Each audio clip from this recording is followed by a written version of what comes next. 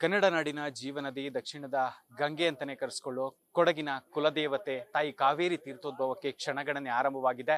ತಾಯಿ ಕಾವೇರಿ 1:44 ಮಕರ ಲಗ್ನದಲ್ಲಿ ಇಡೀ ನಾಡಿನ ಜನತೆಗೆ ದರ್ಶನವನ್ನ ಕೊಡ್ಲಿಕ್ಕಿದ್ದಾಳೆ. ಈ ಹಿನ್ನೆಲೆಯಲ್ಲಿ ತಲಕಾವೇರಿ ಕ್ಷೇತ್ರ ಏನಿದೆ, ತಲಕಾವೇರಿ ಕ್ಷೇತ್ರದಲ್ಲಿ ಅಗತ್ಯ ಸಿದ್ಧತೆಗಳನ್ನ ಮಾಡ್ಕೊಳ್ಳಲಾಗಿದೆ. ನೀವೀಗ ದೃಶ್ಯಾವಳಿಗಳಲ್ಲಿ ಏನ್ ನೋಡ್ತಾ ಇದ್ದೀರಾ, ಈ ಒಂದು ಕೊಳ ಏನಿದೆ, ಈ ಕೊಳದಲ್ಲಿ ಬಂದು ಭಕ್ತಾದಿಗಳೆಲ್ಲ ಮಿಂದೇಳ್ತಾರೆ. ಈ ಮಿಂದೆದ್ರೆ ಆ ಸಂದರ್ಭದಲ್ಲಿ ತೀರ್ಥರೂಪಿಣಿಯಾಗಿ ಕಾವೇರಿ ಏನು ಆವಿರ್ಭವಿಸ್ತಾಳೆ, ಆವಿರ್ಭವಿಸಿದ ನಂತರದಲ್ಲಿ ಇಲ್ಲಿ ಮಿಂದೆದ್ರೆ ಪುಣ್ಯ ಬರುತ್ತೆ ಅಂತ ಹೇಳ್ತಾರೆ. ಹೀಗಾಗಿ ಆ ಒಂದು ನಂಬಿಕೆ ಹಿನ್ನೆಲೆಯಲ್ಲಿ ಇಲ್ಲಿ ಅಗತ್ಯ ಸಿದ್ಧತೆಗಳನ್ನ ಕೂಡ ಮಾಡ್ಕೊಂಡಿರ್ತಕ್ಕಂಥದ್ದು. ಇನ್ನು ಮುಂಭಾಗದಲ್ಲಿ ನೀವೇನ್ ನೋಡ್ತಾ ಇದ್ದೀರಾ, ಅದು ಪ್ರಮುಖವಾದ ಕುಂಡಿಕೆ. ತಾಯಿ ಕಾವೇರಿ ಅದೇ ಒಂದು ಕುಂಡಿಕೆಯಿಂದ ದರ್ಶನವನ್ನ ಕೊಡ್ತಾ ಇರ್ತಕ್ಕಂಥದ್ದು. ಭಕ್ತರು ಆ ಒಂದು ಕ್ಷಣವನ್ನ ಕಣ್ತುಂಬಿಕೊಳ್ಳೋದಕ್ಕೆ ಕಾತುರತೆಯಿಂದ ಕಾಯ್ತಾ ಇದ್ದಾರೆ. ಹೀಗಾಗಿ ಕಳೆದ 15 ದಿನಗಳ ಹಿಂದಿನಿಂದಲೇ ಅಗತ್ಯ ಪೂಜೆಗಳು ಏನು ಪೂರ್ವಭಾವಿಯಾಗಿ ನಡಿಬೇಕಿತ್ತು ಅವುಗಳನ್ನೆಲ್ಲವನ್ನು ಕೂಡ ಮಾಡ್ಕೊಳ್ತಾ ಇದ್ದಾರೆ. ನೀವೀಗ ನೋಡ್ತಾ ಇರತಕ್ಕಂಥ ದೃಶ್ಯ ಏನಿದೆ, ಆ ಮುಂಭಾಗದ ಕುಂಡಿಕೆಯಿಂದನೇ ತಾಯಿ ಕಾವೇರಿ ದರ್ಶನವನ್ನ ಕೊಡೋದು. ಹೀಗಾಗಿ ಅಗತ್ಯ ಸಿದ್ಧತೆಗಳನ್ನೆಲ್ಲವನ್ನು ಕೂಡ ಮಾಡಿಕೊಳ್ಳಲಾಗಿದೆ. ಹೆಚ್ಚಿನ ಜನರು ಈ ಬಾರಿ ಬರುವಂತಹ ನಿರೀಕ್ಷೆ ಇದೆ. ಕಾರಣ ಮಧ್ಯಾಹ್ನದ ವೇಳೆಯಲ್ಲಿ ಈ ಒಂದು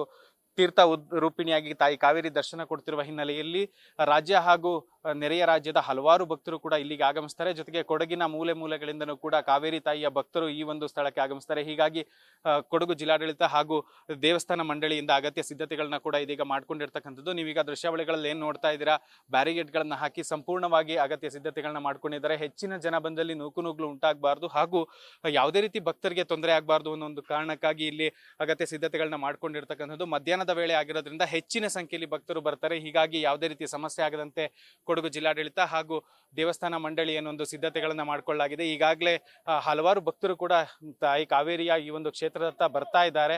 ಅವ್ರಿಗೂ ಕೂಡ ಅಗತ್ಯ ಏನೇನು ಫೆಸಿಲಿಟಿಗಳು ಬೇಕು ಅಂಥದ್ದನ್ನೆಲ್ಲವನ್ನು ಕೂಡ ಮಾಡೋದ್ರಲ್ಲಿ ಜಿಲ್ಲಾಡಳಿತ ಮುಂದಾಗಿರ್ತಕ್ಕಂಥದ್ದು. ಇನ್ನು ತಾಯಿ ಕಾವೇರಿಯ ಒಂದು ಸಂದರ್ಭದಲ್ಲಿ ತೀರ್ಥೋದ್ಭವವಾದ ಸಂದರ್ಭದಲ್ಲಿ ಆ ಒಂದು ಕಣ್ತುಂಬಿಕೊಳ್ಳೋದಕ್ಕೆ ಎಲ್ಲ ರೀತಿಯ ಸಿದ್ಧತೆಗಳನ್ನ ಕೂಡ ಕೊಡಗು ಜಿಲ್ಲಾಡಳಿತ ಮಾಡ್ಕೊಂಡಿರ್ತಕ್ಕಂಥದ್ದು. ಇನ್ನು ಪ್ರಮುಖವಾಗಿ ಭಾಗಮಂಡಲ ಏನಿದೆ, ಭಾಗಮಂಡಲ ಕ್ಷೇತ್ರದಲ್ಲೂ ಕೂಡ ಇದೇ ರೀತಿಯ ಸಿದ್ಧತೆಗಳನ್ನ ಮಾಡ್ಕೊಳ್ಳಲಾಗಿದೆ.